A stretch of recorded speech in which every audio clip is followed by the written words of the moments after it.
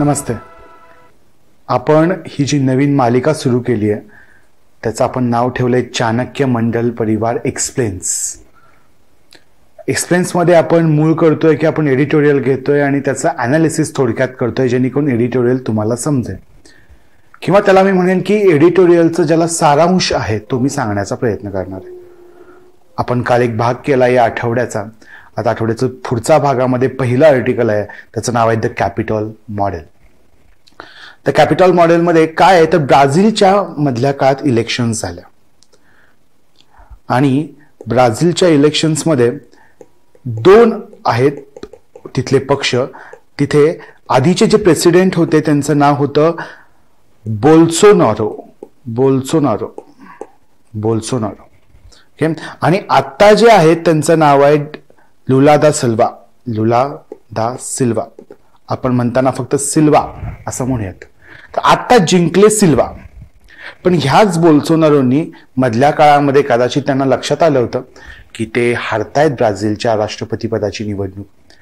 त्यामुळे त्यांनी काही अशी विधानं केली होती की मला ब्राझीलच्या ती जी मूळची निवडणूक पद्धत आहे किंवा निवडणूक रचना आहे त्याच्यावर विश्वास नाही आहे आणि तिथल्या लोकांवर पण विश्वास नाही. त्यामुळे ज्यावेळी बोल्सोनारो हरले त्यावेळेला त्यांचे जे समर्थक होते त्यांनी राडा करायला चालू केला. आणि तो जो राडा करायला चालू केलाय त्याची तुलना या आर्टिकलमध्ये US प्रेसिडेन्शियल इलेक्शन झाली होती 2020 मध्ये. ओके. आणि त्यामध्ये डिसेंबरमध्ये रिझल्ट लागल्यानंतर जानेवारीच्या पहिल्या आठवड्यामध्ये असेच दंगे झाले होते, करेक्ट 2 वर्षांपूर्वी. आणि त्यावेळेला तिथं जी ठिकाणातला कॅपिटॉल व्हाईट हाऊसमध्ये दंगे झाले होते. त्यामुळे त्याचं नाव त्यांनी कॅपिटॉल मॉडेल, कॅपिटॉल रायट्स, कॅपिटॉलच्या दंगली असं नाव दिलं गेलं होतं. तर त्यावेळेला सुद्धा ट्रम्पनं उघड पाठिंबा दिला होता त्या रायट्सला. लक्षात घ्या की लोकशाही देश आहेत दोन्ही पण, आणि त्या लोकशाही देशांमध्ये असे काहीतरी राडे होत आहेत. आणि एखाद्याचं ज्याला आपण म्हणतो की स्मूथ ट्रान्सफर ऑफ पॉवर, की बाबा एका देशामध्ये निवडणुका झाले, त्या निवडणुकांचे निकाल पुढच्या विरोधकांनी मान्य केलेत आणि ज्या वेळेला सत्ता बदल होतोय त्यावेळेला सुद्धा तो रिझल्ट मान्य करून ती आपण सत्ता दुसऱ्याच्या हातामध्ये हस्तांतरित म्हणजे पाठवायची असते. तर असं काही केलं का तर असं भारतामध्ये होत आलेलं आहे की कुठल्याही क्षणी म्हणजे इव्हन इमर्जन्सीच्या वेळेला एवढं झाल्यानंतरही ज्या वेळेला जनता दल निवडून आलं त्यावेळेला सुद्धा ते जे हस्तांतर आहे सत्तेचं हस्तांतरण ते व्यवस्थित झालं होतं. भारतामध्ये हे दिसून आलं नाही, पण ह्या ज्या महत्वाच्या लोकशाही आहेत त्यामध्ये सुद्धा आता ह्या लोकशाहीला आपण काळिमा म्हणूयात आपण. अशाच ह्या घटना आहेत की डायरेक्ट लोकशाहीतले जे मूळ आहे ते म्हणजे इलेक्शन्स, निवडणुका, त्याच्यावरच डायरेक्ट ते शंका घेत आहेत. आणि त्यामुळे ती सर्वसामान्यांच्या मनात पण ती शंका बसतीये आणि त्यामुळे लोकशाहीलाच धोका आहे का असं वर्णन करणारं हे आर्टिकल आहे की 2021 मध्ये USA मध्ये ट्रम्पच्या समर्थकांनी राडा केला, तोच राडा आता इथे बोल्सोनारोचे जे समर्थक आहेत ते करतायत. फरक एकच आहे की ट्रम्पने त्या समर्थकांना डायरेक्ट जाहीर पाठिंबा दिला होता. या ठिकाणी मात्र इथं त्यांनी जाहीर पाठिंबा दिला नाहीये बोल्सोनारोनी आणि स्वतःला त्याच्यापासून थोडंसं वेगळं करण्याचा प्रयत्न केलाय. हाच मी तो फरक म्हणेन. पण लोकशाहीतलं ही जी पद्धत आहे ती किती चुकीची आहे आणि लोकशाही कुठल्या दिशेनं चाललेली आहे ह्याचा फक्त एक फॅक्टर आहे. तर ह्याला मी इंटरनॅशनल रिलेशन्स म्हणतोय. खरं तर पॉलिटी म्हणजे GS2 मध्येच पॉलिटीमध्ये जे अनेक डिपार्टमेंट आहेत किंवा द डिफरन्स बिटवीन किंवा कंपॅरिझन बिटवीन द कंट्रीज ह्याच्यामध्ये पण हा पॉइंट असणार आहे. त्यामुळे GS2 पॉलिटी. पुढे जाऊयात आपण. The warning from Joshimath. तर मला फक्त ह्यात काही सांगायचं नाहीये, ह्यामध्ये डायरेक्ट जास्त हेच दिलेलं आहे की खूप 2 वर्षापासून बाबा तिथलं जे ग्राउंड आहे किंवा ते सगळं असं हळूहळू खाली चाललं होतं, सिंकिंग ज्याला म्हणतो आपण ते होत होतं. पण तरीही तिथल्या ऑथॉरिटीजनी कसं लक्ष दिलं नाहीये आणि योग्य वेळेला त्याचं जर मिटिगेशन करण्याचं वेळ म्हणजे ॲडॅप्टेशन आणि मिटिगेशन जर आपण व्यवस्थित केलं असतं तर ही वेळ आली नसती. आता मी काय वेळेला असे लेख समजावताना अशा काही टर्म्स वापरतोय. माझी इच्छा आहे बरं का रे की तुम्ही अशा टर्म्स ह्या समजावून घ्या, म्हणजे कदाचित माझ्याकडून जरी त्या समजावून दिल्या गेल्या नाहीत तरी तुम्ही त्या सर्च करा, काय आहे ते सांगा ॲडॅप्टेशन आणि मिटिगेशन. ॲडॅप्टेशन आणि मिटिगेशन. तुम्ही ह्या व्हिडिओच्या खाली कमेंट सुद्धा ह्या टर्म्स ज्या आहेत त्या करू शकताय. द वॉर्निंग फ्रॉम जोशीमठ, ह्याच्यामध्ये त्यांनी जास्तीत जास्त हेच सांगितलं की डिझास्टर मॅनेजमेंट जे आहे ते सगळ्यात जास्त प्रिव्हेन्शन मध्ये, कशामध्ये आहे तर प्रिव्हेन्शन मध्ये.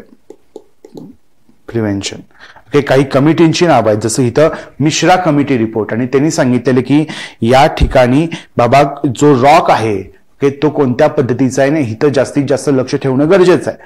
तर अशा काही गोष्टी, पण डिझास्टर मॅनेजमेंटसाठी ते प्रिव्हेन्शन हे किती महत्वाचं आहे हे आता हीच घटना तुम्ही आधीचा केदारनाथ, उत्तराखंड फ्लड्स ह्याच्याशी, किंवा आता अनेक ठिकाणी जे फ्लड्स आणि ह्या नॅचरल डिझास्टरच्या ज्या घटना घडतायत ह्या मुद्द्याशी तुम्ही हे जोडण्याचा प्रयत्न करायचा आहे. बाकी यामधनं काही खूप जास्ती नाहीये, पण लक्षात घ्या की मुलांनो या वेळेला जो डिझास्टर मॅनेजमेंट हा जो GS3 मधला टॉपिक आहे त्याच्यामध्ये एकतर फ्लड म्हणजे पूर किंवा डिझास्टर मॅनेजमेंट, याच्या डिझास्टर मॅनेजमेंट मधला लँडस्लाइड्स मला म्हणायचं होतं, फ्लड किंवा लँडस्लाइड्स, भूस्खलन यापैकी कशावर तरी तो प्रश्न येण्याची शक्यता जास्ती आहे. तर तुम्ही तयार राहायचंय, बाकी काही नाहीये. पुढे जाऊयात आपण.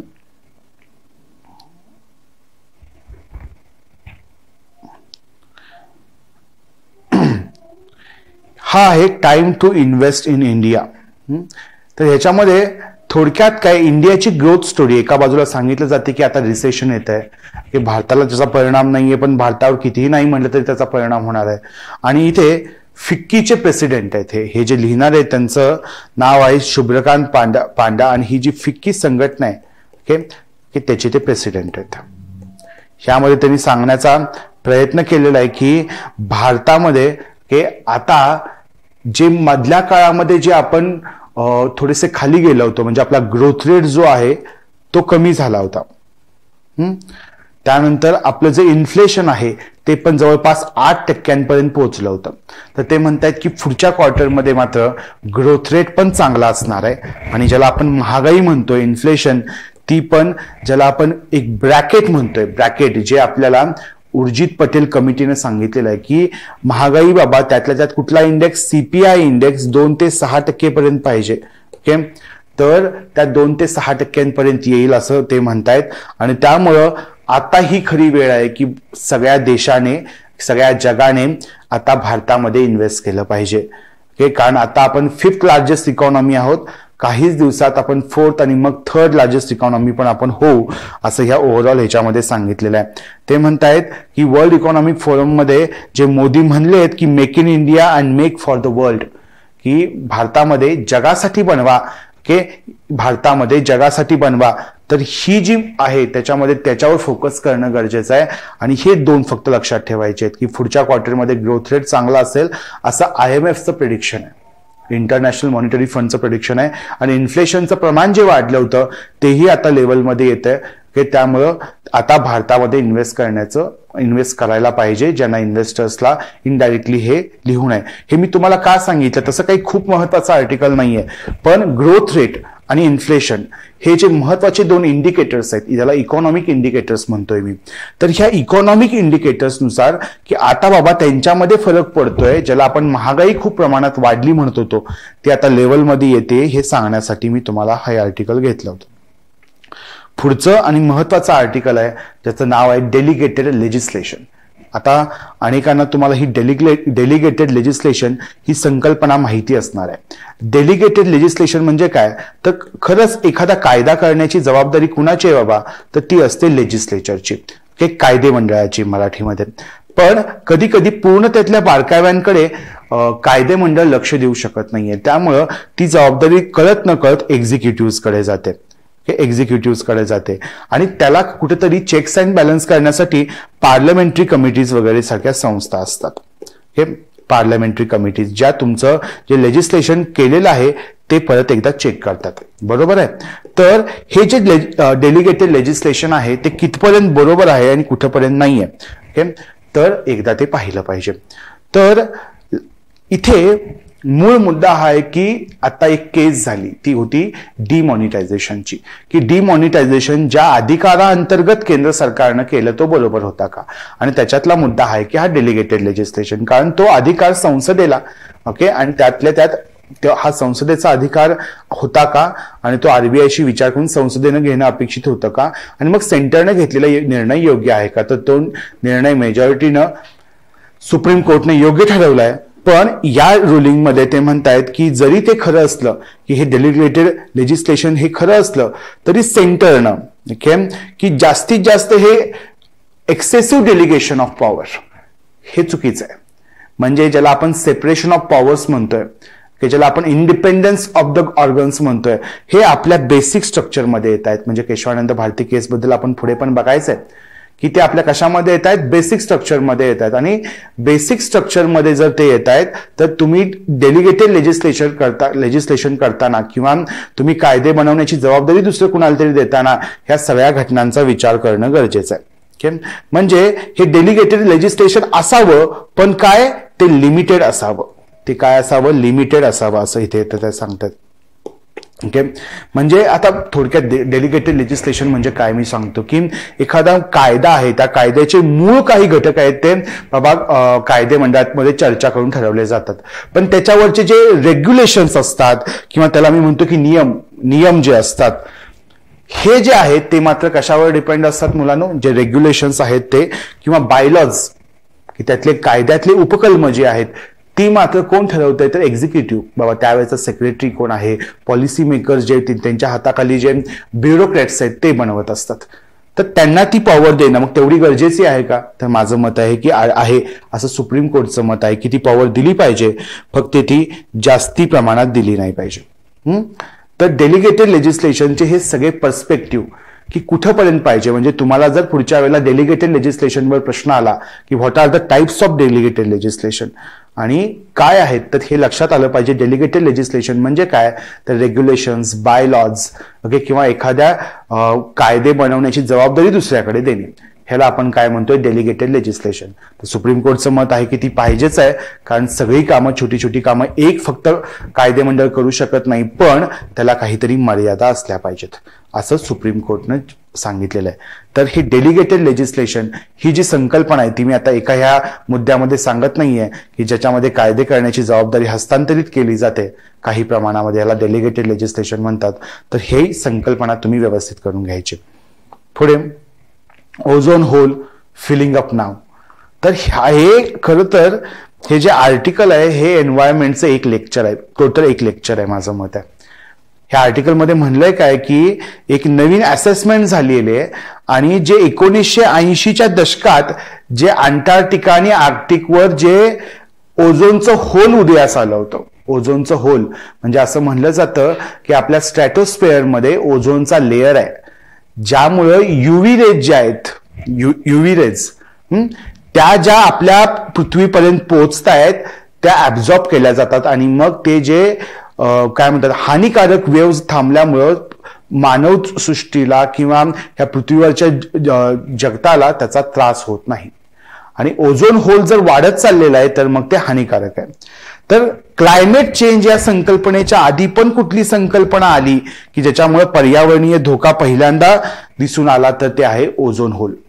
तर ते साधारणतः 1980च्या दशकात आलं होतं. ओके, आणि पुन्हा ते वाढत गेलं. इथे दिसतंय बघा या पिक्चर्स मध्ये अंटार्क्टिकावरचं जे होल आहे ते 90 मध्ये, 94, 2000, 2010 आणि आता मात्र थोडंसं 2018 मध्ये ते कमी दिसतं.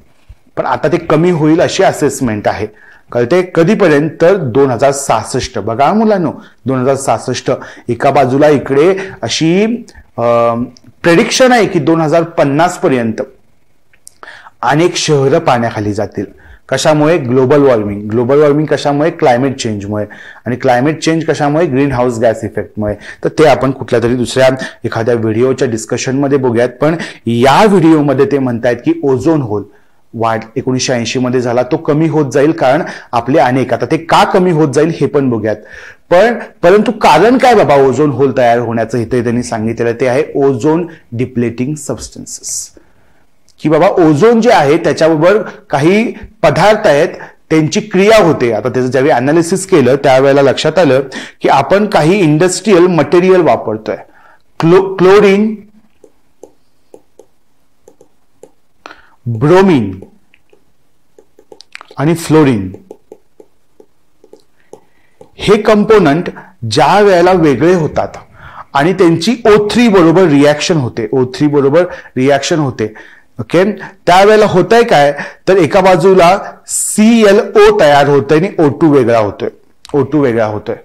कळतंय? अशी मोठी रिॲक्शन होते. मी थोडक्यात तुम्हाला समजावून सांगायचं म्हणून सांगितलंय की या 3 प्रकारच्या मॉलिक्युल्समुळे त्यांची ऑक्सिजन, त्या O3 म्हणजे O चे 3 ऍटम्स ते एकत्र असतात, तर त्याची एक ऍटम वेगळा होतो आणि दुसरा O2 म्हणजे ऑक्सिजन तयार होतोय. पण एक ओझोनचा कमी झाला ना रे, एक ओझोनचा कमी झाला आणि त्यामुळे तो लेअर जो आहे ओझोनची ती संख्या अशी कमी होत चालली. याचं कारण काय हे शोधल्यावर मूळ कारण आली की हे 3 ऍटम्स त्यांच्याबरोबर रिॲक्शन करतात. ते कुठे वापरले जातात तर त्यातलं पहिलं आहे की मग रेफ्रिजरेशन आणि इंडस्ट्रियल केमिकल्समध्ये, रेफ्रिजरेशन्स आणि इंडस्ट्रियल केमिकल्समध्ये.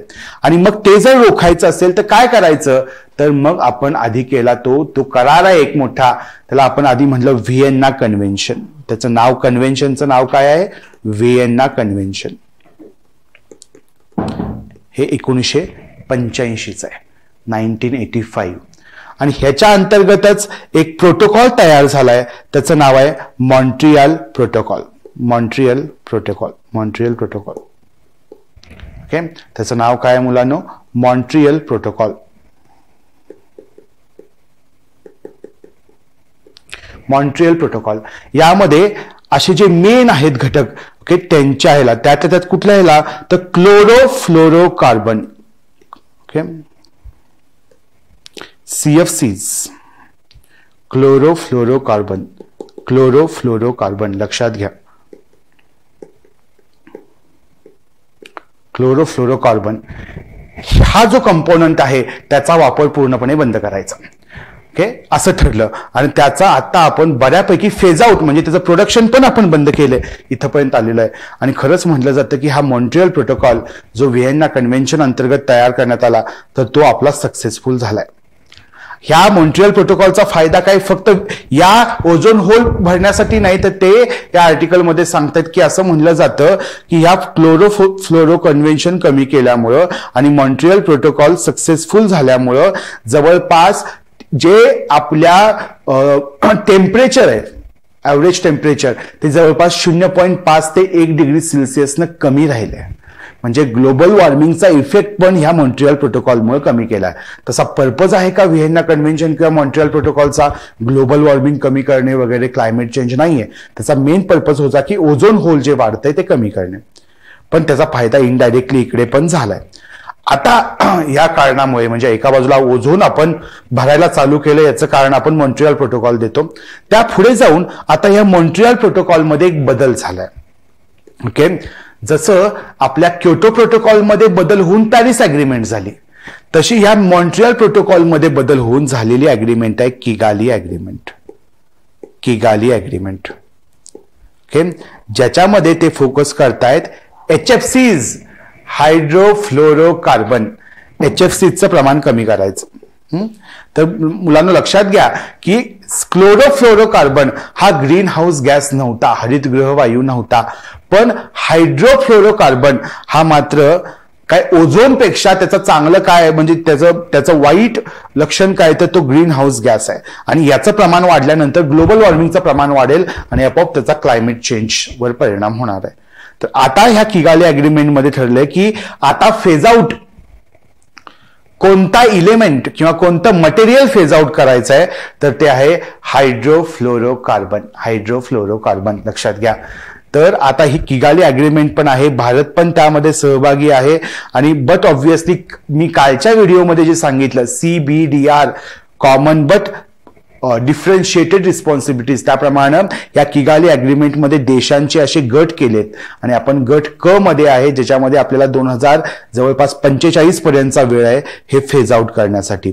तर हे लक्षात ठेवायचं आहे. आणि या सगळ्या अशा कारणांमुळे आपण ओझोन होल जे आहे ते कुठे ना कुठे आपलं भरत चाललेलं आहे आणि आपण पूर्ववत म्हणजे 1979च्या स्थितीवर चाललोय असं म्हणलं जातंय. तर हे व्यवस्थित लक्षात ठेवायचं आहे. हा GS3 मधल्या GS3 मधल्या एन्व्हायरमेंटचा हा टॉपिक आहे, कन्झर्वेशन.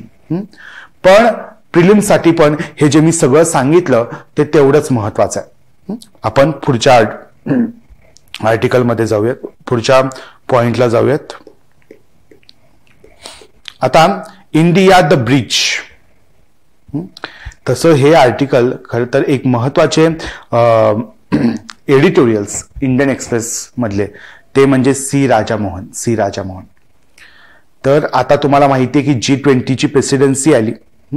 हे म्हणजे राजामोहन यांचं कोणतंच आर्टिकल मिस आउट नाही करायचं, असं जे पर्टिक्युलरली PSIR या ऑप्शनलचे आहेत त्यांनी तर यांचं कोणतंच आर्टिकल नाही सोडलं पाहिजे. या आर्टिकलचं नाव आहे India the bridge. India the bridge.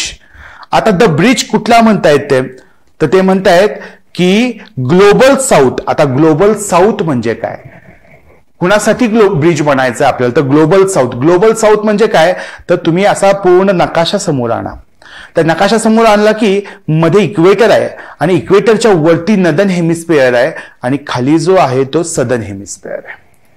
तर असं म्हणलं जातंय बरं का की तुम्ही जर पूर्ण विचार केला तर जे सदर्न हेमिस्फिअर मधले जे देश आहेत, जे खंड आहेत, की ते जरा विकसनशील जास्ती आहेत आणि जे उत्तर गोलार्धातील म्हणजे नदर्न हेमिस्फिअर मधले जे देश आहेत ते थोडेसे विकसित आहेत. तर ग्लोबल साऊथ ही संकल्पना त्यांनी वापरलेली आहे डेव्हलपिंग कंट्रीजसाठी म्हणजे विकसनशील देशांसाठी. तर ते म्हणतायत की त्या ग्लोबल साऊथचे प्रॉब्लेम जे आहेत म्हणजे डेव्हलपिंग कंट्रीजचे प्रॉब्लेम कसे सॉल्व्ह होतील, तर ते म्हणतायत की between the international cooperation between developed and developing countries. ज्या वेळेला डेव्हलप्ड म्हणजे विकसित आणि अविकसनशील देश त्या अशा अनेक मुद्द्यांबाबतीत एकमेकांशी सहकार्य करू लागतील, त्याच वेळेला ह्या डेव्हलपिंग कंट्रीजचे प्रॉब्लेम जे आहेत ते सॉल्व्ह होतील. म्हणजे लक्षात घ्या की अजून पण म्हणलं जातं की भारत जो आहे, भारताची जे परराष्ट्र धोरण आहे ते पण अजूनही कॉलोनियल किंवा पोस्ट कॉलोनियल या आयडिओलॉजीनं चालते की बाबा कॉलोनियल काहीतरी होती, जसं ब्रिटिश वागलंय वेगवेगळ्या देशांबरोबर तसंच काहीतरी आपण वागू आणि मग त्यानुसार तयार झाली होती. पण आता ते शब्द वापरतायत की आता मात्र आपण तसं नाही होत. ह्याच्यामध्ये पूर्ण हिस्ट्री सांगितलेली आहे, ज्याच्यामध्ये मी आज जात नाही, पण एक मी व्हिडिओ आता लवकर तुमच्या युट्यूबवर आहे की ज्याच्यामध्ये फॉरेन पॉलिसीची मी थोडक्यात हिस्ट्री सांगितलेली आहे, तर ती व्हिडिओ व्यवस्थित बघा. पण ह्याच्यामध्ये ते सांगतायत की आता भारत थोडासा एका बाजूने अग्रेसिव्ह होत चाललेला आहे आणि आता भारत फक्त एका बाजूला बघत नाहीये कुठे. म्हणजे आधी फक्त भारताने एकाच पॉइंटवर फोकस केला, ते म्हणजे नॉन अलाइनमेंट मुवमेंट, नाम चळवळ, अलिप्तावादी चळवळ. त्यानंतर आपल्याला 1965-1971 वॉर नंतर आपण सोव्हिएत रशियावर फोकस केला, नंतर मात्र काय झालं की आता मात्र आपलं असं झालंय लिबरलायझेशन नंतर की आता आपल्याला फोकस करायचा आहे तो फक्त एकट्या US कडे नाहीये, एकट्या रशियाकडे नाहीये, तर आपल्याला पाहिजे ते मल्टीपोलार वर्ल्ड. की एक जग जे आहे त्या जगाचा काही फक्त एक ध्रुव नाहीये तर बहुध्रुवीय पाहिजे. आणि त्यासाठी ते म्हणतायत की मग जर असं करायचं आहे तर एका बाजूला आपलं जे आधीचं काम होतं की आपण फक्त डेव्हलपिंग कंट्रीजची बाजू घेतो, तर आता ती पण आपली बदललेली आहे की एका बाजूला काही बाजूला आपण डेव्हलप कंट्रीज सारखं वागतोय. फॉर एक्झाम्पल एन्व्हायरमेंटल प्रॉब्लेम्स मध्ये आपण एका बाजूला जबाबदारी घेतली आहे. लक्षात घ्या, आजपर्यंत आपण ती जबाबदारी ही डेव्हलप कंट्रीजकडे ढकलत आलो होतो की बाबा हेनी केलंय ते सगळं इंडस्ट्रियल रिव्हॉल्युशन वगैरे, पण आता मात्र ती जबाबदारी आपण स्वतः घेतोय. तर या निमित्तानं ते म्हणतायत की आता अनेक ग्रुप आहेत, G77 जो डेव्हलपिंग कंट्रीजचा ग्रुप आहे ज्याच्यामध्ये भारत एक महत्वाचा लीडर मानला जातो, पण दुसऱ्या बाजूला G20 हा ग्रुप आहे. G20 हा ग्रुप आहे जो डेव्हलप कंट्री आहेत, मोनली इमर्जिंग इकॉनॉमीज ह्या मेनली या G20 मध्ये आहेत. आणि या G20 मधले आता त्याचं प्रेसिडेंट इंडिया आहे, लक्षात घ्या. तर हे आर्टिकल या कारणासाठी आहे की आता या ह्याच्यातनं ते म्हणतायत की एका बाजूला ब्रिक्स आहे G77 आहे, आशियान संघटना आहे, तर आणि एका बाजूला इकडे नाटो आहे, EU आहे. तर ह्या डेव्हलपिंग कंट्रीज मधलं जोपर्यंत कोऑपरेशन वाढत नाही अनेक स्तरांवर, तोपर्यंत ते होत नाही. आता मग ह्यांना जोडणारा दुवा कोण आहे? तर ह्यांना जोडणारा दुवा आहे इंडिया. की भारत एका बाजूला भारताने डेव्हलपिंग कंट्रीजची पण मुद्दे डेव्हलप कंट्रीज पर्यंत पोहोचवले पाहिजेत आणि डेव्हलप कंट्रीजचे काही मुद्दे जे आहेत ते इकडे पण पोहोचवले पाहिजेत. कळतंय? आणि न्यू रिजनल इन्स्टिट्यूशन्स आहेत या ब्रिक्स सारख्या, किंवा ज्याला आपण सार्क म्हणतोय, आशियान म्हणतोय, इंडियन ओशन इथं आहेत बघा नावं, SCO म्हणतोय, बिमस्टेक, ह्या पण एका बाजूला वाढवल्या पाहिजेत आपण. आणि दुसऱ्या बाजूला आपण ह्या ज्या इंटरनॅशनल ऑर्गनायझेशन्स आहेत की ज्याच्यामध्ये असा कुठल्या रिजनचा फक्त वाटा नाहीये, तर पूर्ण इंटरनॅशनल याच्यावर पण भर दिला पाहिजे. म्हणजे आपण म्हणतोय की थोडक्यामध्ये आपण मध्य साधायचा, ज्याला आपण गोल्डन मीन म्हणतोय, गोल्डन मीन. काही काही वेळेला ह्या डेव्हलप कंट्रीजला आता Chinese project BRI, border and belt and road initiative, ह्याचे सगळ्यात मोठे प्रॉब्लेम भारतानं आधी समजावून सांगितले होते. आता खरं तोच बेल्ट अँड रोड इनिशिएटिव्ह सगळ्यात जास्त वाढतोय कुठे? तर ग्लोबल साऊथमध्ये. ग्लोबल साऊथ म्हणजे डेव्हलपिंग कंट्रीजमध्ये, त्याला सिल्क रूट म्हणतायत ते आता डेव्हलपिंग कंट्रीजमध्ये. आता तेच प्रॉब्लेम त्यांचं की आता त्यांना ते लक्षात येत नाहीये त्यावेळेला, पण डेव्हलप कंट्रीजला समजावून सांगणे, चायनाचं कंटेनमेंट करण्याचा प्रयत्न करणे, हे काम कोणाचं आहे? तर हे काम आहे भारताचं. म्हणजे एका बाजूला तर ते म्हणतायत की ह्या ईस्ट एशियन कंट्रीजला पण, ह्या वेस्टर्न कंट्रीजशी, ह्या सदर्न कंट्रीजला पण नदर्न कंट्रीजशी हे जोडण्याचं महत्वाचं काम कुणी करायचंय? तर इंडियानं करायचंय.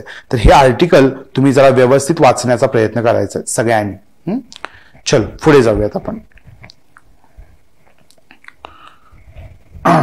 आपण पहिल्या काही भागांमध्ये एक आर्टिकल बघितलं होतं की मी तुम्हाला त्या आर्टिकलमध्ये सांगितलं होतं की UGCनं फॉरेन युनिव्हर्सिटीज आहेत त्यांना भारतामध्ये येण्याला परवानगी दिलेली आहे. कळतंय? आणि त्या आर्टिकलमध्ये प्रताप भानू मेहता या एडिटरनी सांगितलं होतं की नाही बाबा, हे चुकीचं कसं आहे आणि ते आपलं फेल्युअर कसं आहे.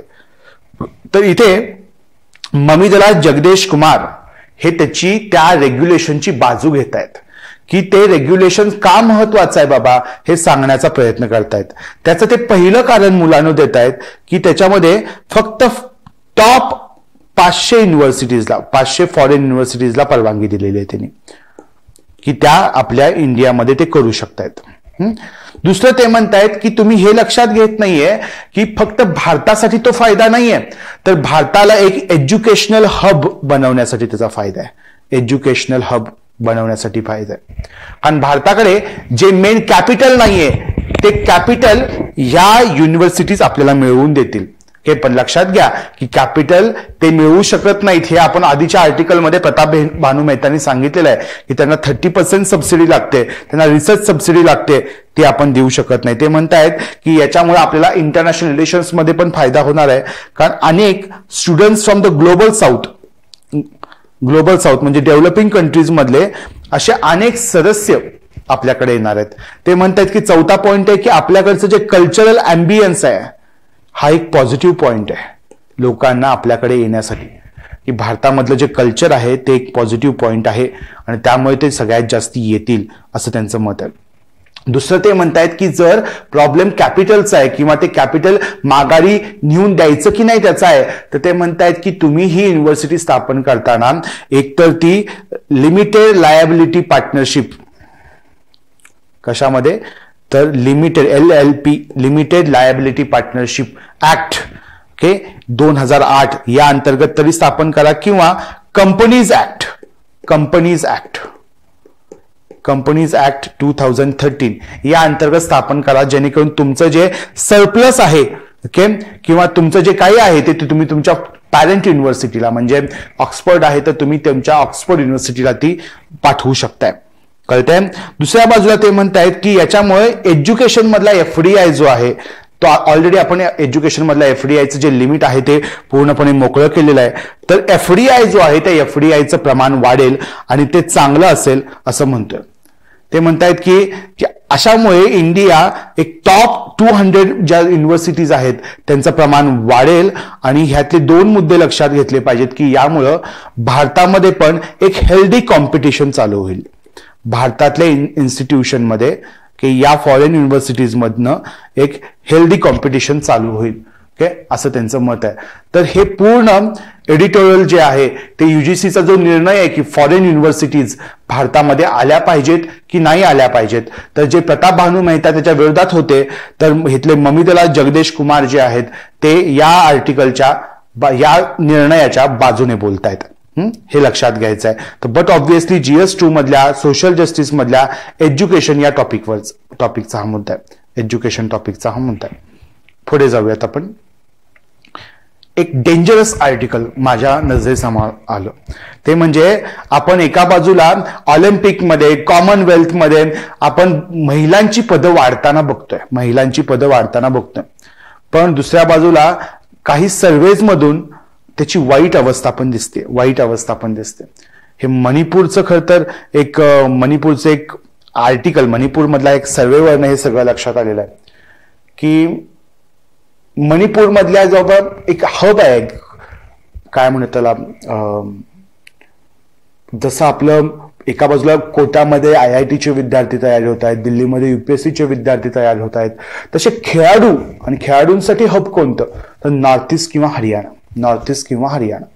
तर ह्याच्यामध्ये मणिपूरमध्ये एवढे काय आहे तर त्याचं उत्तर दिलं जातंय की ह्याचं काही वेगळं नाहीये, म्हणजे आमच्यासाठी आम्ही वाट बघत नाही, ते म्हणतायत की आमचं शासन आमच्यासाठी काहीतरी करेल, आम्हीच करतो. म्हणजे लक्षात घ्या की ती खेळाची मेंटॅलिटी तिथं त्यांच्याकडं ऑलरेडी आहे. ते म्हणतायत की महाराष्ट्रासारखे देश, ओके, इथं हे वाक्य आहे की महाराष्ट्रासारखा राज्य आणि त्या महाराष्ट्रासारख्या राज्यामध्ये सगळ्यात जास्त अर्जुन अवॉर्ड मिळाले. तर अर्जुन अवॉर्ड कशाबद्दल मिळतो हे तुम्हाला माहिती पाहिजे की त्या वर्षीच्या खेळामध्ये सर्वोत्तम कामगिरी केल्याबद्दल खेलरत्न पुरस्कारानंतरचा खेळातील 2 नंबरचा अवॉर्ड म्हणजे अर्जुन अवॉर्ड. तरीही आता कळतंय की म्हणजे महाराष्ट्रातलं खेळण्यामधलं स्त्रियांचं प्रमाण किंवा ह्या वेगवेगळ्या स्तरांमध्ये पोहोचणाऱ्या स्त्रियांचं प्रमाण महाराष्ट्रातल्या हे बऱ्यापैकी कमी होत चाललेलं आहे. एवढंच नव्हे तर आपण इथं बघतो, इथले हे 4 फॅक्ट्स बघा. राजस्थान सगळ्यात मोठं राज्य आहे आणि पॉप्युलेशन मध्ये पण 7 नंबरला आहे. फक्त 5 महिला स्पोर्ट्स पर्सन आहेत तिथे. ऑलिम्पिक आणि वर्ल्ड स्तराच्या जागतिक स्तरावर खेळणाऱ्या किती महिला आहेत? 5 महिला आहेत फक्त राजस्थानमधनं. ओके, म्हणजे आपल्याला ती रिजनल इनइक्वॅलिटी पण इथं लक्षात येणार आहे बरं का. त्याच वेळेला बरं का रे मुलांनो, इथं 1 नंबरचं राज्य कुठलं तर हे आपण बघितलं पाहिजे, ते आहे हरियाणा. म्हणजे एका बाजूला राजस्थान सारखं राज्य सगळ्यात मोठं 5 महिला पाठवते, तर हरियाणा 51 पाठवते. किती पाठवते? 51 महिला पाठवते. मणिपूर 39 पाठवते. 39. कशामुळे? त्याचं डायरेक्टली आहे की मणिपूरमध्ये बाबा ते म्हणतायत की आम्ही वाट बघत नाही, आम्हाला खेळायला आवडते. हरियाणामध्ये म्हणतायत की आमची आजीला आम्ही खेळताना बघितलंय, आम्ही आजीला आमच्या लढताना बघितलंय, त्यामुळे आम्ही खेळणार आहे. याचा अर्थ आहे की तिथलं स्पोर्ट्स कल्चर. आणि राजस्थानमध्ये काय नाही, तर राजस्थानमध्ये अशा अनेक कारणं की तिथलं मग खाणंच तसं नाहीये वगैरे, पण नाही आहे ना. ओके, तर पुढे 52 विमेन. ओके, इथं हे नाहीये तर 52 विमेन. 1 नंबरला मणिपूर आहे, 2 नंबरला हरियाणा आहे. अदर गेम्स आउट आणि 7 ॲट कॉमनवेल्थ गेम्स, म्हणजे सगळ्यात जास्त मणिपूरमधनं आपल्याला कळत आहे.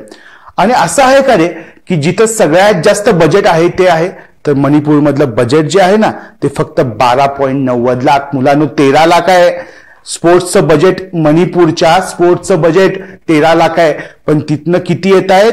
जवळपास 52 महिला खेळत आहेत.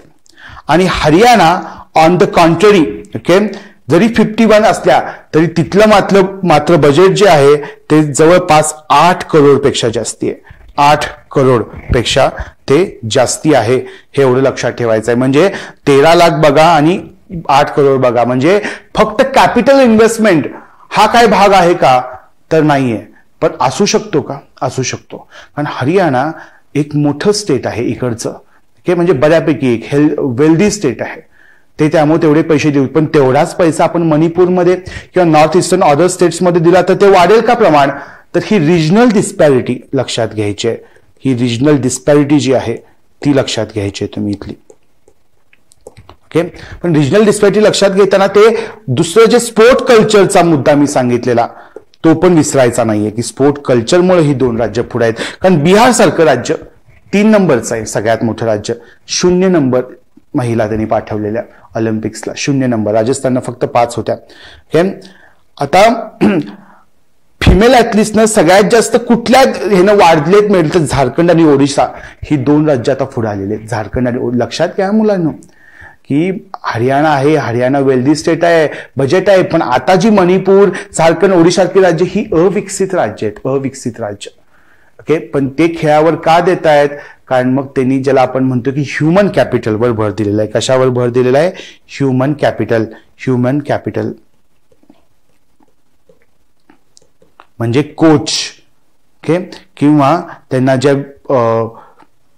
ज्या सोयी सुविधा जेवढ्या हव्यात तेवढ्या त्यांना पुरवणे. फक्त बजेट आणि इकॉनॉमिक कन्स्ट्रेंट्सनी ते थांबत नाही. थोडक्यात ते म्हणतात की कधी कधी पॅट्रियार्कल मेंटॅलिटी बिहारमध्ये बघायला मिळते.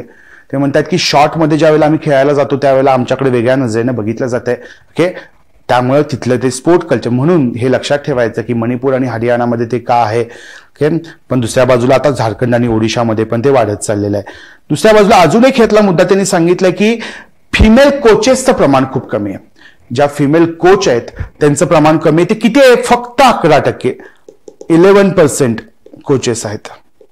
ओके, 11% कोचेस आहेत. हे लक्षात ठेवायचं. स्पोर्ट कल्चर बद्दल बोलताना हे शेवटचा पॅरा तुम्ही फक्त व्यवस्थित वाचायचा आहे, ज्याच्यामध्ये ते म्हणतायत की हरियाणा आणि मणिपूरमध्ये की माझी आजी स्वतः तलवार घेऊन खेळायला गेलेली किंवा लढायला गेलेली मी बघितलंय आणि आम्हाला शिकवलं गेलंय की जर खेळायचं आहे तर जिंकायसाठी खेळायचं आहे, जर खेळायचं आहे तर जिंकायसाठी खेळायचं आहे. त्यामुळे आम्ही त्याच अप्रोचनी खेळतोय. पण ही रिजनल डिस्पॅरिटी, हे स्पोर्ट्स कल्चर, आणि जर आपल्याला आपली पदकं वाढवायची असतील तर यामध्ये भर देणं, जे स्पोर्ट्स बजेट आहे त्याच्यामध्ये भर देणं हे महत्वाचं आहे. पुढचा मुद्दा आहे 12 जानेवारी चालू होत आहे आता की व्हाईस प्रेसिडेंट, ओके, म्हणजे जगदीश धनकरन टार्गेट्स एससीज basic structure ruling, ask are we democratic. लक्षात घ्या की हा खूप मोठा आहे की व्हाईस प्रेसिडेंट आपल्या बेसिक स्ट्रक्चर डॉक्ट्रिन आहे त्याच्यावर टीका करतायत आणि ते सांगतायत की यामुळं लेजिस्लेचरची म्हणजेच कायदे मंडळाची ताकद कमी होतीये. ओके, आणि त्याचा सगळ्यात जास्त धोका जो आहे तो त्याचा सगळ्यात जास्त धोका आहे तो देशाला आहे, एवढं ते सांगतायत. आणि लक्षात घ्या, इथंच तुमच्या लक्षात आलं पाहिजे की या कारणामुळे केशवानंद भारती केस,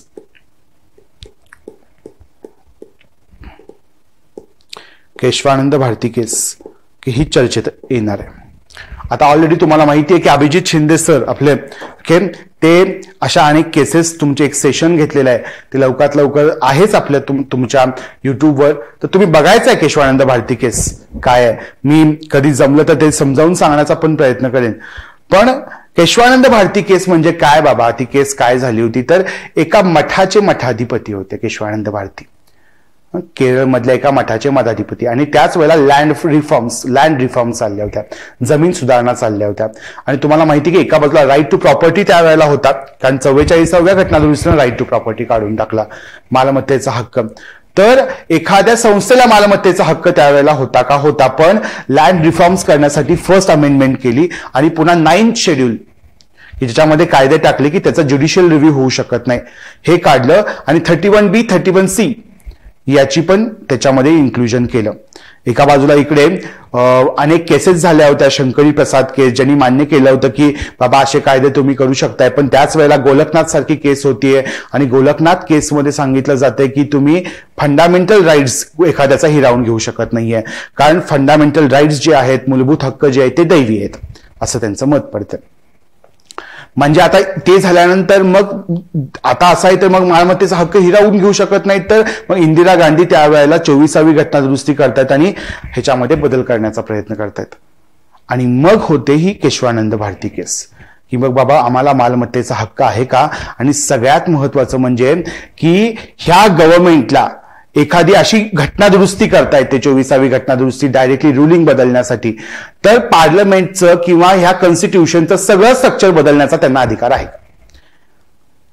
नाहीतर असं झालं असतं ना की प्रोसिजर एस्टॅब्लिश्ड बाय लॉ, की आता कायद्यामध्ये सांगितले तेवढंच ऐकायचं आहे, तर एखादं रुलिंग दिलं की मग लेजिस्लेचरमध्ये ओव्हरऑल मेजॉरिटी असेल तर ते सगळं बदलतील आणि पूर्ण कॉन्स्टिट्यूशनच बदलून टाकतील आणि मग त्याप्रमाणे रुलिंग्स पण बदलतील. मग बाबा ही केशवानंद भारती केस आलेली आहे आणि केशवानंद भारती केसनं मग सांगितलेलं आहे की तुम्ही सगळं बदला चालेल, म्हणजे पार्लमेंटला मूलभूत अधिकार आहे पार्लमेंटचा पण की ते अमेंडमेंट घटना दुरुस्ती कोणत्याही भागामध्ये घटना दुरुस्ती करू शकतात. पण त्याला त्यांनी एक एक्सेप्शन दिलं की संविधानामध्ये ते बदल करू शकतायत, फक्त एका ह्याच्यामध्ये करू शकत नाहीत. कुठल्यामध्ये? तर मूलभूत संरचना. ते म्हणतायत कशामध्ये बदल करू शकत नाहीयेत आपण, तर मूलभूत संरचनेमध्ये बदल करू शकत नाहीयेत ते. आणि मूलभूत संरचना ही काय मग ज्युडिशरीने डिफाईन केली का? नाहीये. तर मूलभूत संरचनेमध्ये काय काय होतं हे तेवढं त्यांनी एक 4-5 गोष्टी सांगितल्या आणि ही संकल्पना मोठी आहे आणि त्याचं इंटरप्रिट करण्याचा ज्युडिशरीला अधिकार आहे असं सांगून टाकलं. आता हळूहळू त्या बेसिक स्ट्रक्चरची लिस्ट वाढायला लागली आहे सुप्रीम कोर्टच्या. आणि बाबा आता फेडरलिझम संघराज्य पद्धतीला तुम्ही हात लावू शकत नाही, संसदीय पद्धतीला तुम्ही हात लावू शकत नाही. म्हणजे एका बाजूला लोक इकडची कायदे मंडळाची अंतरिम ताकद कमी करण्यासाठी बेसिक स्ट्रक्चर डॉक्ट्रिन आलं, पण आता असा प्रॉब्लेम झालाय की या दोघांमधली टसल वाढली आहे की आता ज्युडिशरी जास्त ताकद घेतीये की एखादा कायदा आहे, एखादी अमेंडमेंट त्यांना करायची पण मग नाही करू शकत कारण मग बेसिक स्ट्रक्चर डॉक्ट्रिन आहे. तर एका बाजूला मग आंबेडकर म्हणतायत की घटना दुरुस्ती ही काळानुसार बदलण्यासाठी ती घटना दुरुस्तीची प्रोव्हिजन आहे आणि त्यामुळे जे एक्झिक्युटिव्ह म्हणजे कार्यकारी मंडळ आहे ते ऑब्व्हियसली कायदे मंडळाचा भाग आहे. आपल्याकडची जी पार्लमेंटरी सिस्टीम आहे त्याच्यामध्ये कुठलंही कार्यकारी मंडळ म्हणजे ऑब्व्हियसली मंत्री जे आहेत ते त्यांना कुठून तरी निवडून आलं पाहिजे. ओके, मंत्री म्हणजे कार्यकारी मंडळ. ओके, आणि ते ऑब्व्हियसली कायदे मंडळाचा भाग आहे. तर कायदे मंडळाची ताकद कमी झालेली आवडत नाही आणि म्हणून काही वेळेला अशी स्टेटमेंट्स होतात आणि यातनं दिसते काय तर ज्युडिशरी म्हणजे न्याय मंडळ आणि कायदे मंडळ मधली चाललेली अशी टसल. आता या दोघांमधली टसल जी आहे तर ती आता पुढच्या काळात खूप वाढणार आहे. आणि त्याच्यावरचे आर्टिकल्स काही बाजूनं केशवानंद भारती केस कशी गरजेची आहे नाही आहे आणि काही विरोधातले. कळतंय? एका बाजूला तुम्हाला याची कल्पना आहे की कॉलेजियम पद्धत खूप चर्चेत आहे. कॉलेजियम पद्धत की बाबा कॉलेजियम पद्धत मग योग्य आहे की नाही आहे हे पण आपण एखाद्या व्हिडिओमध्ये बघायचे की कॉलेजियम पद्धत योग्य की अयोग्य याच्यावरचा बघूयात. पण कॉलेजियम पद्धतचं मूळ पण कुठेतरी केशवानंद भारती केसमध्ये की ती जी पॉवर आहे सेपरेशन ऑफ पॉवरच्या नावाखाली ज्युडिशरी जास्त पॉवर मागते का हा पण मुद्दा आपल्याला बघायचा आहे. पुढचा एक गव्हर्नर वर्सेस गव्हर्नमेंट की एका बाजूला गव्हर्नर आहे आणि दुसऱ्या बाजूला एक गव्हर्नमेंट. तर ह्याच्यापैकी कुणाला महत्व द्यायचं म्हणजे गव्हर्नरचा अधिकार कुठला आहे आणि गव्हर्नमेंटचा अधिकार कुठला आहे. गव्हर्नरला ते काढू शकतायत का आणि गव्हर्नमेंट कुठंपर्यंत त्यांना रोखू शकते. ते तुम्हाला माहिती की आत्ताची एक केस तामिळनाडू आणि तामिळनाडूमध्ये राज्यपाल तर पहिली कुठलीही एखाद्या विधानसभा निवडणूक झाली आणि पहिलं कुठलं तरी अधिवेशन असेल तर त्या अधिवेशनाची सुरुवात त्या राज्यपालाच्या अभिभाषणाने होते आणि मग ते झालं की कुठल्याही वर्षाच्या पहिल्या अधिवेशनाची सुरुवात राज्यपालाच्या अभिभाषणाने होते. त्या राज्यपालाच्या जे भाषण आहे त्याला महत्व असतं बरं का रे. त्याचं आहे आर्टिकल 176 आर्टिकल आहे की त्यातनं काय सांगण्याचा प्रयत्न केलेला असतोय तर त्यातनं हे सांगण्याचा प्रयत्न केलेला असतोय की बाबा आता आमच्याकडे कुठल्या कुठल्या पॉलिसीज चालू आहेत. त्याच्यामधला हा भाग कधीच नसतो की कुणावर काहीतरी टीका करायची. अपेक्षा ही असते की तो जो संदेश आहे तो राज्यपालांना काही स्वतः तयार करायचा नाहीये तर तो तयार करायचा आहे इकडे काउन्सिल ऑफ मिनिस्टर्सनी का म्हणजे मंत्रिमंडळाने तयार करायचा आहे.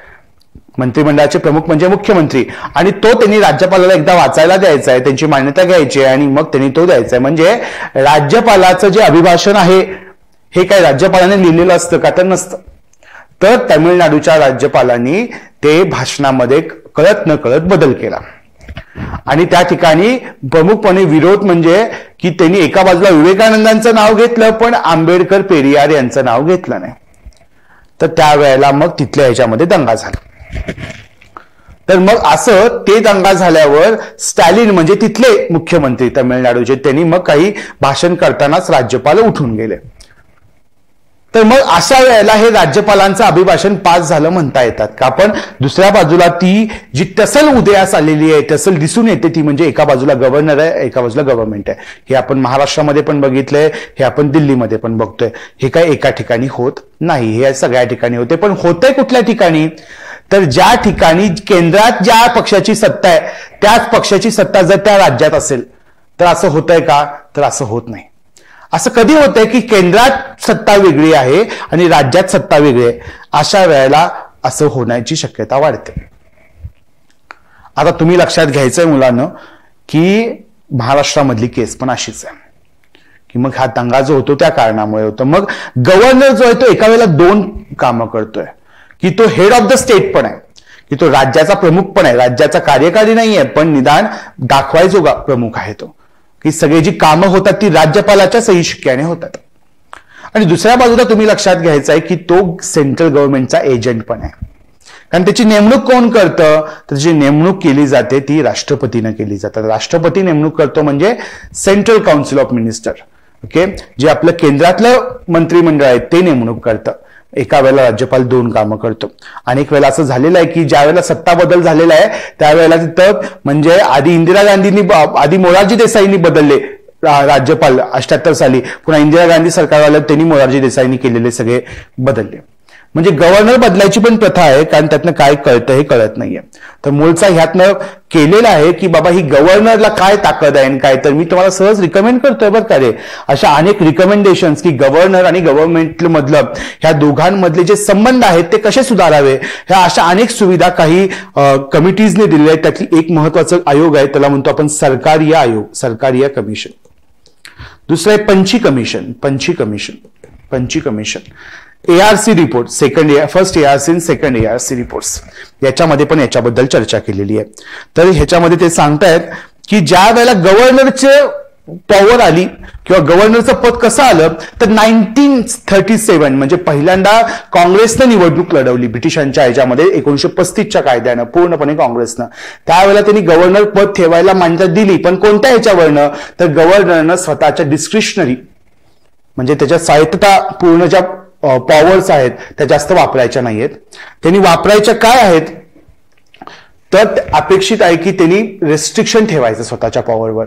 या आधारावर त्यांनी त्या गव्हर्नरची घेतली, म्हणजे गव्हर्नरची जी पोस्ट आहे ती त्यांनी स्वीकारली आणि तीच परत आपण चालू पण ठेवलेली आहे. पण ती रेस्ट्रिक्शन आत्ताचे गव्हर्नर बाळगतायत का?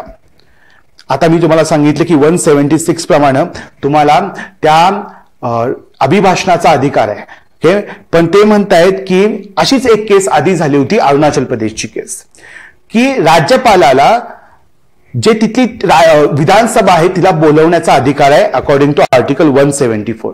जसं 176 प्रश्नानं आर्टिकलनं कलमाने अभिभाषणाचा अधिकार आहे, तसा 174 राज्यपालाकडे अधिकार आहे की त्यांनी कुणाला बोलवायचं विधानसभेला राज्यपालाने बोलवण्याचा अधिकार आहे, टू समन. आता बट ऑब्व्हियस आहे की हे स्वतः निर्णय घ्यायचा आहे का राज्यपालाने राष्ट्रपती हे एखादा निर्णय कधी घेण्याचा डिस्क्रिशनरी पॉवर की स्वतःहून निर्णय घेतायत कधी? ज्या वेळेला स्थिर सरकार नसेल आणि कोणच सरकार नसेल अशाच वेळेला त्यांना डिस्क्रिशनरी पॉवर आहेत. ओके, राज्यपालाला काही ऍडिशनल आहेत पण मोस्टली अशा ठिकाणी. पण समन करायचं आहे किंवा बोलवायचे विधानसभा तर ती स्वतःहून बोलवायची आहे का? तर नाहीये. तर इथे एक केस झाली होती अरुणाचल प्रदेश मधली, नबम रेबिया केस नाव आहे त्याचं, नबम रेबिया, 2016ची केस आहे, ज्यामध्ये तिथले जे गव्हर्नर आहेत त्यावेळेचे अरुणाचल प्रदेशचे, त्यांचं नाव आहे राजखोवा, JP राजखोवा, त्यांनी कुणाला न विचारताच बोलवली, कुणाला न विचारताच काय केलं, असेंब्ली बोलवली. तर पुन्हा त्याची केस चालू झाली की त्यांनी सांगितलं की असं नाही बोलू शकत, राज्यपाल स्वतःहून असं बोलवू शकतोय का? तर असं बोलवू शकत नाही. तर हे लक्षात ठेवायचं. त्यानंतर अशा पण काही केसेस झालेल्या आहेत, ही केस लक्षात ठेवा मुलांनो. ही जी मी नबम रेबिया केस 2016 सांगितलेली आहे ती तुम्ही व्यवस्थित ठेवायची. आता गव्हर्नर आणि कॅबिनेट मधलं रिलेशन कसं पाहिजे बाबा? कधी कधी गव्हर्नरनं त्यांनी दिलेला ऍड्रेस, म्हणजे तो लिहून दिलेला म्हणतोय मी, तो वाचायलाच नाही म्हणले. अशा वेळेला काय करायचं? आणि असं झालंय ते काय पहिल्यांदा झालंय का? तर असं पहिल्यांदा झालेलं नाहीये. 1967 मध्ये राजस्थानचे गव्हर्नर होते, त्यांचं नाव होतं संपूर्णानंद, आणि त्यानंतर एक केस झाली होती, ती आहे योगेंद्र सिंग हंडा.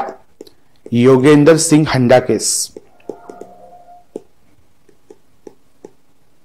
ते म्हणतायत या केसमध्ये गव्हर्नरनं पूर्ण भाषण वाचण्याची गरज नाहीये. त्यांनी जरा जरी भाषण वाचलेलं असलं तरीही तुमचं अभिभाषण पूर्ण झालं, ओके, असं मानलं जाईल. असं मानलं जाईल. कळतंय? म्हणजे कोणत्याही कारणाने राज्यपालाने मध्येच उठून ते गेले अभिभाषण पूर्ण करायच्या आधी, तर त्याची सुरुवात जरी झालेली असली तरी सुद्धा तुम्ही ते म्हणजे ते अभिभाषण पूर्ण झालं असं मानलं पाहिजे. याचा अर्थ आहे की तमिळनाडूचे गव्हर्नर उठून गेले, याचा अर्थ आहे की त्या अभिभाषणाला मान्यता मिळाली किंवा नाही मिळाली असं नाहीये. कळतंय? दुसऱ्या बाजूला गव्हर्नर कधी असं म्हणू शकतात का की मी ऍड्रेस वाचणार नाहीये? ओके, म्हणजे त्या तिथल्या गव्हर्नमेंटचा विरोध म्हणून राज्यपाल असे म्हणू शकतात का? तर असं म्हणू शकत नाही. कारण एक कलकत्तामध्ये केस झाली होती 1966 मध्ये. ही लक्षात ठेवा मुलांनो, केस आहे 1967 ची केस, Yogendra Singh Handa versus State of Rajasthan. Yogendra Singh Handa versus State of Rajasthan. त्याच्यामध्ये सांगितलेलं की थोडा जरी ऍड्रेस वाचला गव्हर्नरले तरी सुद्धा तो पूर्ण ऍड्रेस झाला असं आपण मान्य केलं पाहिजे. ह्या 1966च्या केसमध्ये ते म्हणतायत की केस काय आहे ही लक्षात ठेवायची केस नाही, पण 1966 केसमध्ये तिथं म्हणलं जातं की त्यांनी त्यांची संविधानिक धर्म पाळलाच पाहिजे. त्यांनी त्यांचा काय पाळला पाहिजे? संविधानिक धर्म पाळलाच पाहिजे, आणि याला ते विरोध करू शकत नाहीत. म्हणजे राज्यपालानं अभिभाषण वाचायला ते विरोध करू शकत नाहीयेत. ओके, ते म्हणतायत की एखादा राज्यपाल असं उठून जातोय, ओके, तर हे काय इलिगल नाहीये, इलिगल नाहीये, तर त्याचा प्रश्न आहे. पण ती जस्ट काय आहे तर इरेग्युलॅरिटी आहे, की तुम्ही जे सहज व्हायला पाहिजे होतं त्याच्यापेक्षा काहीतरी वेगळं होतं, एवढंच आहे. त्यामुळे इरेग्युलर बिहेवियर आहे, हा इलिगल बिहेवियर आहे, किंवा त्याचं काहीतरी कायदेशीर परीक्षण केलं पाहिजे असं नाहीये. दुसऱ्या बाजूला एखादा तुम्हाला दिलेला आहे त्या भाषणातला काही मुद्दा गव्हर्नर गाळू शकतो का? तर एका केसमध्ये कलकत्ता हायकोर्टनं सांगितलेलं आहे की कधी कधी एखादा भाग राजकारणाशी निगडीत असेल आणि पॉलिसीशी, त्यावेळेच्या राज्याच्या पॉलिसीशी त्याचा काही संबंध नसेल, तर असा भाग गव्हर्नरने गाळला तर चालतो. कळतंय? म्हणजे पॉलिसीशी निगडीत एखादा भाग नाही आणि उगाच राजकारणाशी निगडीत काहीतरी बोललेला आहे, अशा वेळेला राज्यपाल तो भाग गाळू शकतात का? तर कलकत्ता हायकोर्ट म्हणतायत की हो. आणि लक्षात घ्या, कारण हेच झालं, कारण राज्यपालाने नावं गाळली कुणाची? पेरियार आणि आंबेडकरांची. आणि स्टॅलिन त्यांनी मागणी केली की आता मात्र जे अभिभाषण आम्ही लिहून दिलं होतं तेच मान्य करावं, म्हणजे त्यांच्या पटलावर ते त्यांचं भाषण येऊ नये, तर जे लिखित भाषण आहे तेच यावं, असं त्यांनी मागणी केली, आणि त्यामुळे ते निघून गेलेत. त्यांना तो अधिकार होता का? तर लिगली असं कळतंय की तो अधिकार होता, की त्या भाषणामध्ये ते बदल करू शकतायत का? कधी बदल करू शकतायत? ज्या वेळेला ते वाक्य पॉलिसीशी निगडीत नसतील तर, म्हणजे एखाद्या इरिलेव्हंट इश्यूवर त्या अभिभाषणामध्ये मुद्दा असेल, ओके, तर ते तसं करू शकतात. ओके, ते त्यांच्या बाजूने चुकीचं नाहीये, पण ते असेच भाग गाळू शकतात की जो चुकीचा आहे म्हणण्यापेक्षा जो पॉलिसी रिलेटेड नाहीये, बिनकामाचा पार्ट आहे तो. समजा गव्हर्नरनं एडिट केलेलं किंवा डिलीट केलेलं एखादं स्पीच जर मान्य नाही झालं, ओके, किंवा त्याला तिथल्या मुख्यमंत्र्यांना सपोर्ट नाही दिला, कारण कुठल्याही अभिभाषणानंतर तिथला मुख्यमंत्री बोलतो आणि त्या अभिभाषणाला सपोर्ट देतो, त्यामुळे कॉन्स्टिट्युशनल क्रायसिस येऊ शकते. कॉन्स्टिट्युशनल क्रायसिस कशी? तर माझं मते तिथं कधी कधी सरकार पडू शकते. अनेक वेळेला अशा अनेक केसेस आहेत मागे की राज्यपालाचं अभिभाषण पास झालं नाही, याचा अर्थ काय की तुमचा त्या लोकसभेमधला सपोर्ट गेला, लक्षात घ्या. आणि त्यामुळे अनेक वेळेला अनेक राज्यातल्या मुख्यमंत्र्यांनी राजीनामा दिलाय. त्याच्यामध्ये मग chief minister Gurnam Singh of Punjab 1967 मध्ये गुरनाम सिंग होते, त्यांनी राजीनामा दिला होता. यूपीचे सीएम होते, त्यांचं नाव होतं CB गुप्ता, त्यांनी असा राजीनामा दिला होता की अभिभाषण पास झालं नाही. म्हणजे ही घटना वेगळी आहे बरं का, की त्यावेळेचं अभिभाषण व्यवस्थित झालं पण ते पास झालं नाही, म्हणून राजीनामा दिला, कारण याचा अर्थ इनडायरेक्टली असा होतो की आता नो कॉन्फिडन्स मोशन येणार आणि नो कॉन्फिडन्स मोशन मध्ये ऑलरेडी कळलेलं आहे आपल्याला की आपल्या बाजूने मेजॉरिटी नाहीये म्हणून आधीच राजीनामा देऊ टाकतात. जर समजा मुख्यमंत्र्यांनी पाठिंबा दिला नाही तर याचा अर्थ की दुसऱ्या दिवशी नो कॉन्फिडन्स मोशन येईल आणि नो कॉन्फिडन्स मोशन मध्ये मग पुन्हा माहित नाही आपल्याला काय होईल. मग त्यामुळे असं कॉन्स्टिट्युशनल क्रायसिस की एका बाजूला जर गव्हर्नरच्या ह्या अभिभाषणाला पाठिंबा दिला नाही तर बिनकामाच्या काही कॉन्स्टिट्युशनल क्रायसिस घडणाऱ्या गोष्टी येऊ शकतात. ओके, कारण मुख्य जे तुमचे ज्यांच्या बाजूने हे भाषण केलेलं आहे किंवा करणं अपेक्षित आहे त्यांच्या बाजूने भाषण नाही, त्यांचा सपोर्ट नाहीये, तर आपल्या ह्या आर्टिकल 174 आणि 176 मुळे ते सगळं राज्यघटनातल्या काही कॉम्प्लेक्सिटीज उघड पडू शकतात.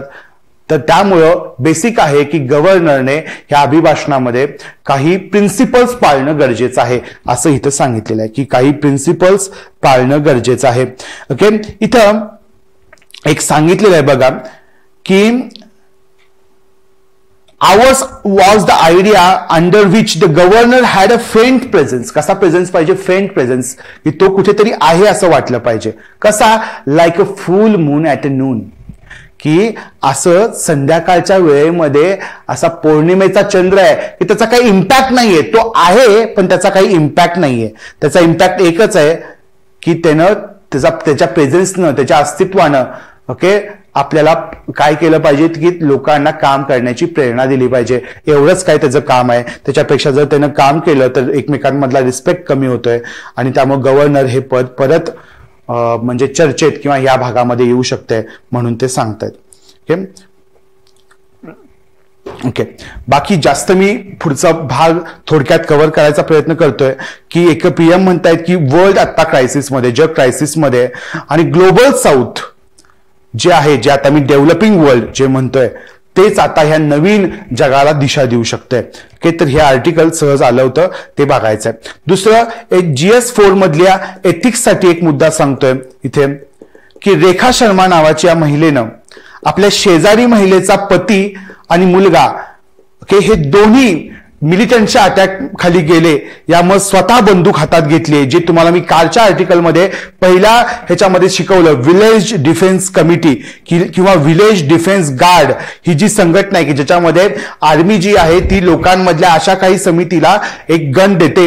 ओके, आणि ते सगळं आर्मी येत नाही तोपर्यंत मिलिटंटला धरून ठेवायचं काम करते. ह्यामध्ये रेखा शर्मा ही महिला स्वतः सहभागी झालेली आहे.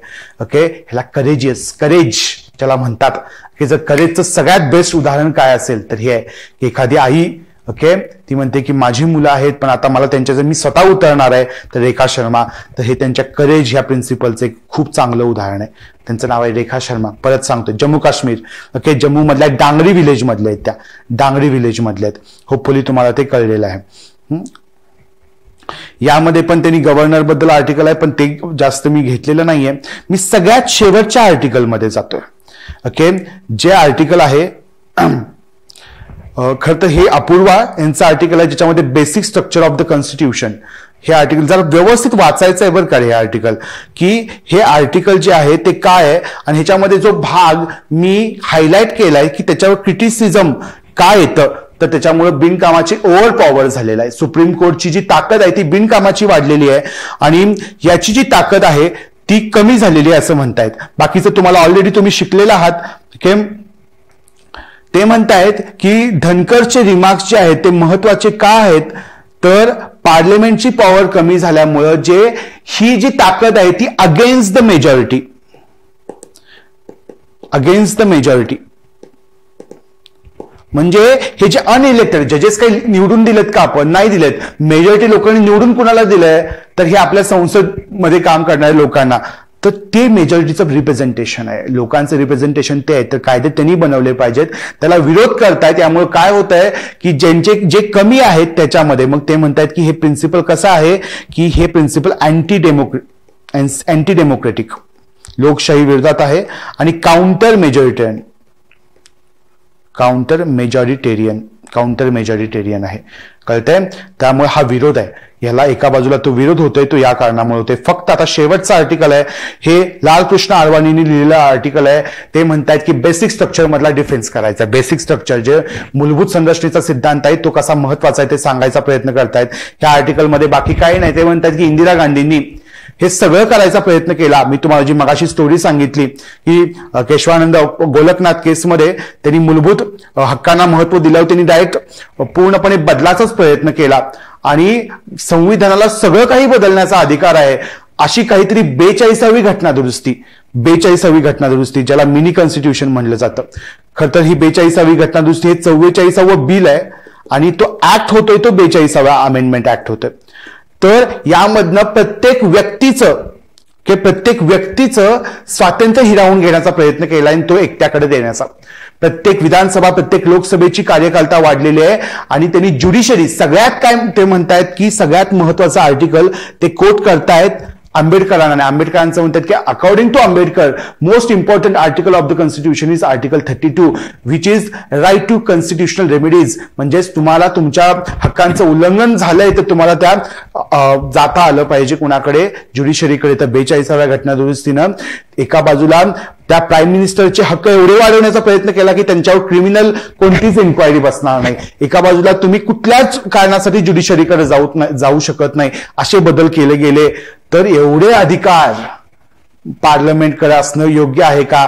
तर योग्य नाही. आणि म्हणून बेसिक स्ट्रक्चर डॉक्ट्रिन जी आली होती तीच कशी महत्वाची होती हे सांगण्याचा या पद्धतीने त्यांनी प्रयत्न केलाय. पण त्यासाठी ते रेफरन्स पॉइंट कुणाचा घेतायत? तर ते रेफरन्स पॉइंट घेतायत इंदिरा गांधींचा त्यावेळेचा. आत्ताचं जे ज्युडिशियल ऍक्टिव्हिजम वाढलेलं आहे, मी शब्द काय वापरतोय मुलांनो, ज्युडिशियल ऍक्टिव्हिजम, की ज्याच्यामध्ये ज्युडिशरी सर्वात जास्त ऍक्टिव्ह झालेली आहे. आणि ह्याच्यामध्ये त्यालाच कधी कधी तो रिझल्ट होते ओव्हररिच, म्हणजे ज्या क्षेत्रामध्ये ज्युडिशरीनं हे देणं गरजेचं नाही तिथं पण ज्युडिशरी घुसतीये. तर अशा भागामध्ये मग आता बेसिक स्ट्रक्चरची गरज आहे का याचा विचार केला पाहिजे. पण हे आर्टिकल जे आहे ते लालकृष्ण अडवाणी म्हणजे आत्ताच्या बीजेपी सरकारमध्ये जे वाजपेयींबरोबर उपपंतप्रधान होते, मोदींच्या आधी पंतप्रधान पदाचे दावेदार ते होते, त्यांनी आर्टिकल बेसिक स्ट्रक्चर डॉक्ट्रिनच्या विरोधात बाजूने लिहिलेलं आहे. तर ही जी टसल आहे ती पुढच्या काही काळ ह्या न्यूजपेपरमध्ये येत राहणार आहे. एका बाजूला बेसिक स्ट्रक्चर डॉक्ट्रिन आहे, दुसऱ्या बाजूला गव्हर्नर आणि गव्हर्नमेंट आहे. तर हे आपण याच्यावर बोलत राहायचं आहे. पण प्रत्येक आर्टिकल थोडंसं समजावून देण्याचा प्रयत्न करतोय मी. निदान माझ्या समजावल्यानंतर तरी तुम्ही काही आर्टिकल्स वाचणं अपेक्षित आहे. असंच मजा करत आता आपण पुढच्या रविवारी व्हिडिओच्या माध्यमातून भेटूयात. नमस्ते, थँक्यू.